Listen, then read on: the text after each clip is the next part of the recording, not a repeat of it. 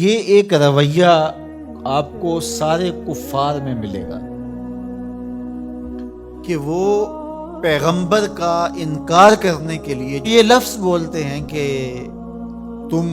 چونکہ بشر ہو تو ہم تمہیں نبی ماننے نہیں مان سکتے۔ اگر آپ لوگوں کی میری طرف بھرپور توجہ ہو تو میں آپ کو ایک نکتہ سمجھانا چاہتا ہوں کہ یہ اصل اس کے پیچھے کیا چھپا ہے۔ ذرا دیکھیے، ایک طرف وہ پیغمبر کو اس لیے نہیں مان رہے کہ بشر ہے اس لیے ہم کیوں مانیں، اور دوسری طرف انہی کفار کا رویہ یہ ہے کہ پتھر کی بے جان مورتی کو خدا مان رہے، ماننے پہ آ جائیں تو مٹی کے بنے ہوئے بت کو خدا مان لیں، نہ ماننے پہ آئیں تو خوبصورت انسان کو پیغمبر بھی نہ مانیں۔ یہ رویہ ہے نا ان کا، ماننے پہ آ جائیں تو لکڑی کے تراشے ہوئے وثن کو اپنا خدا مان لیں، اور نہ ماننے پہ آئیں جو مسکرائے تو پھول کھلیں، اور جس کی سرمگی آنکھیں دلوں کے بند کواڑ کھول کے رکھ دے، اور جس کی گفتگو کے نور سے روشنیاں پھیلنے لگ جائیں، اس ستھرے اور پاکیزہ وجود کو پیغمبر ماننے سے انکار کر دے، تو یہ کیا بات ہوئی؟ یہ فلسفہ ان کے بیمار ذہن نے تراشا ہے، اس لیے کہ پتھر کی مورتی کو خدا ماننے سے کوئی فرق نہیں پڑتا، ان کے جذبات پر کوئی زد نہیں آتی۔ لکڑ کے بنے ہوئے مجسمے کو خدا ماننے سے ان کو کوئی فرق نہیں پڑتا، کوئی قربانی نہیں دینی پڑتی۔ وہ پتھر کی مورتی، وہ آٹے کا بنا ہوا معبود باطل ان کی زندگی میں دخیل نہیں ہوتا، ان کو کسی کام سے روکتا نہیں ہے۔ وہ چوری کریں، وہ ڈاکہ کریں، وہ تکبر میں غرور میں بھرے ہوئے زندگی گزاریں، وہ کسی کا حق غصب کریں، کسی کا گھر لوٹیں، کسی کی عزت پہ حملہ آور ہوں، وہ ان پر کوئی قدغن نہیں لگاتا، اس لیے کہ وہ بے جان مجسمہ ہے، اس لیے اس کو ماننے میں ان کے نفس کو کوئی پرابلم نہیں ہے، اس لیے کہ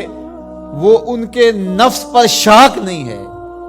اور پیغمبر کو ماننے کا مطلب یہ ہے کہ پھر پیغمبر کی ماننا پڑے گی، اور پھر یہ بری عادتیں چھوڑنا پڑیں گی، اس لیے ان کا نفس مانے ہوتا ہے پیغمبر کو ماننے سے۔ اور اگر آپ کی تھوڑی توجہ اور ہو تو میں ایک اور بات کرنا چاہوں گا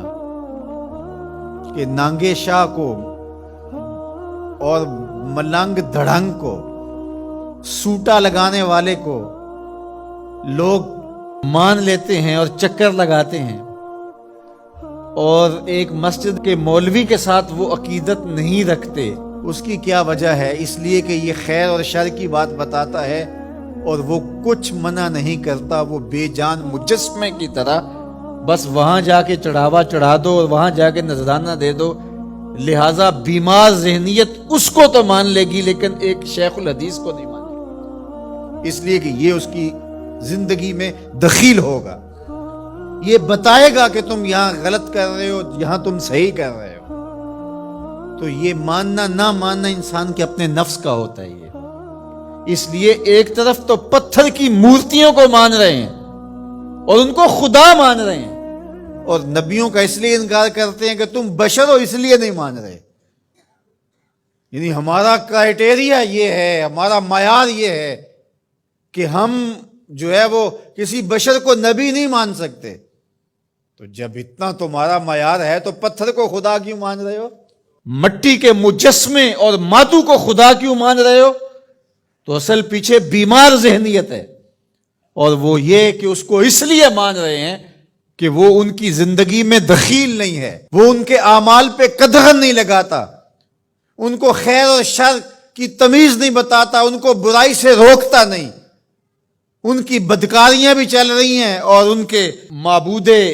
باطل کے سامنے جو ہے وہ سجدے بھی چل رہے ہیں، وہ نہیں روکتا۔ اچھا، ایک بات میں اور کرنا چاہتا ہوں، اور اگر آپ کی وہ توجہ ہو